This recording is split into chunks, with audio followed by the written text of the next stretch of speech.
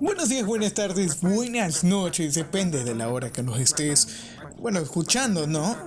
Bienvenidos a un programa más. Oiga, pedirles disculpas porque este jueves es el primero que no va a salir un capítulo con los chicos aburridos.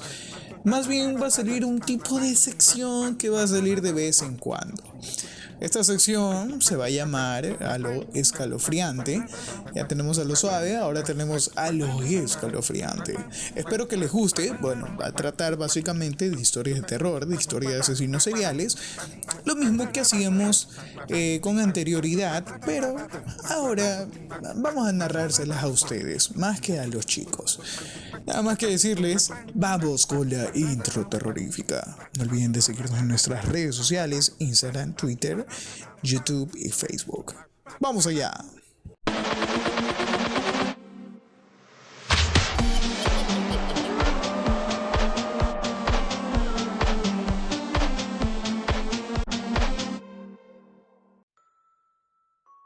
Bueno, familia, ya vamos a hablar un poquito del personaje que tenemos el día de hoy, que es un poquito escalofriante.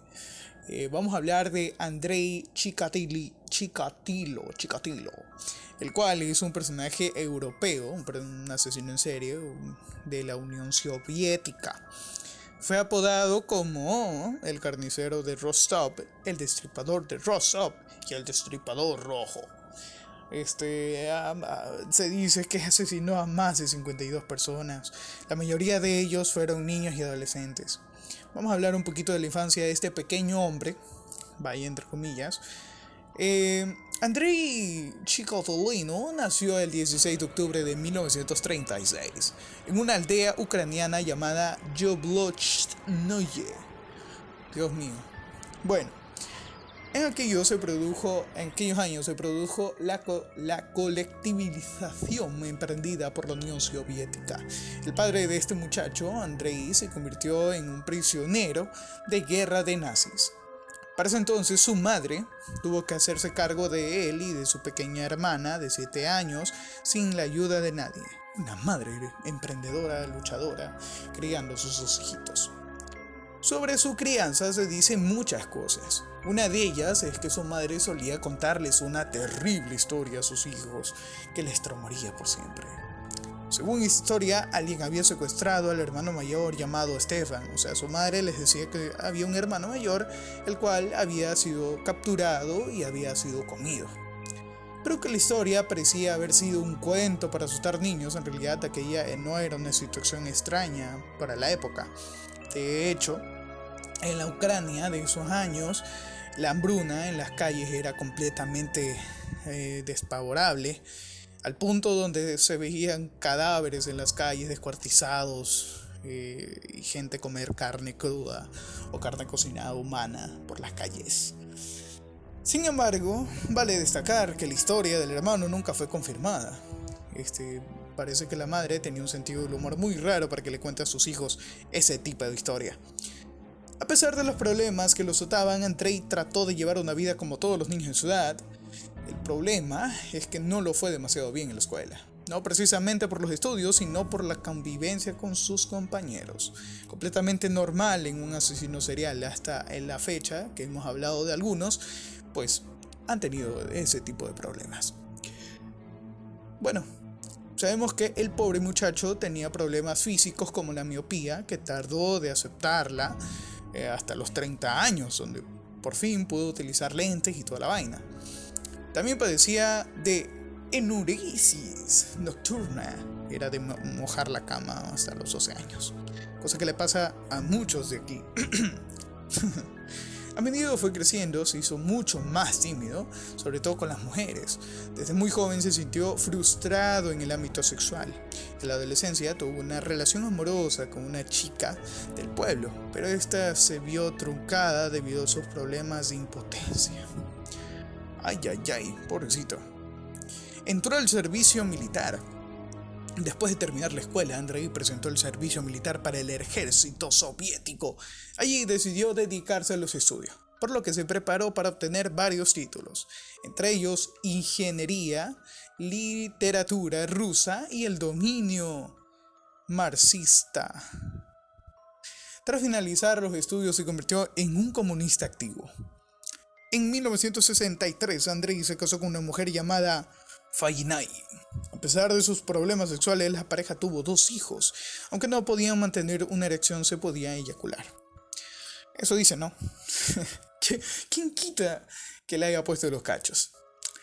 Chikatilo solía pensar en lo mismo como un error de la naturaleza, alguien que le quitó la vida de castigo con la castración desde que nació.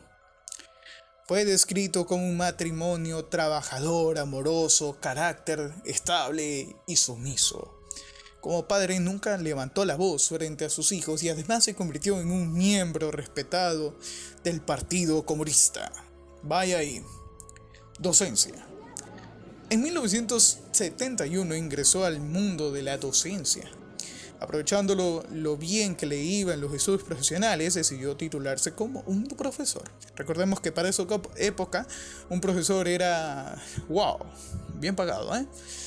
Fue a partir de esa época que él comenzó a obsesionarse por los menores.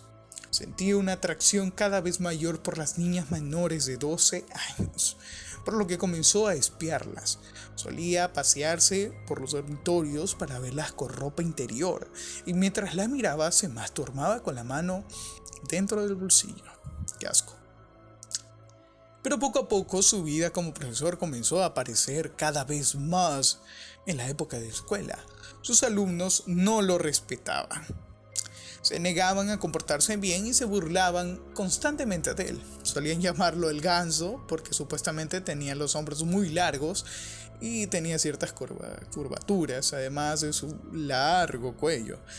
Las agresiones llegaron a ser tantas y tuvo miedo que comenzó a llevar cuchillos a la clase.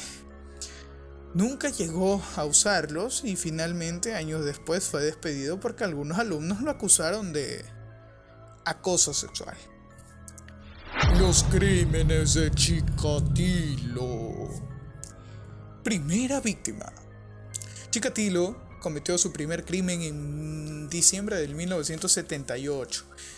Tenía 42 años cuando decidió abordar a una niña de 9 en la calle. Su nombre era Yelena Zakotnova y la convenció de que la acompañara a una cabaña que tenía en las afueras de la ciudad. Sus años como maestro, como padre, lo habían enseñado a hablar con los niños, así que fácilmente pudo lograr convencerla. Una vez en la cabaña, el psicópata la desvistió debido a las violaciones con las que hizo. Le causó un rasguño. Al brotar la sangre, tuvo erección inmediata. Una situación, excitación, lo hizo asociar el sexo con la sangre. Y así finalmente comenzaba a salir el monstruo que había estado en su cabeza desde hace años. La apuñaló con un cuchillo hasta que logró ver sus órganos, y eyaculó. De esta forma se dio cuenta de que había encontrado una forma para satisfacer sus necesidades sexuales. El cadáver fue encontrado días después en el río Grushka.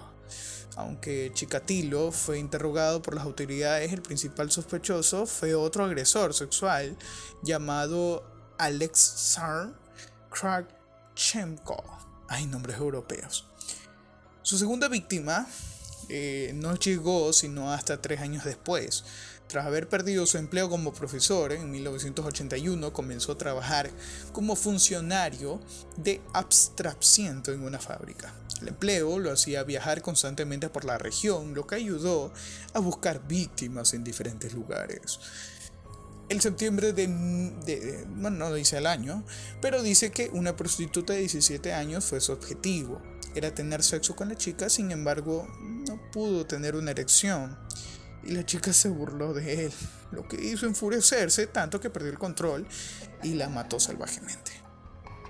Después de estrangularla, eyaculó sobre su cadáver, mordió su garganta, cortó sus senos y hasta se comió los pezones. Con eso, otro asesinato.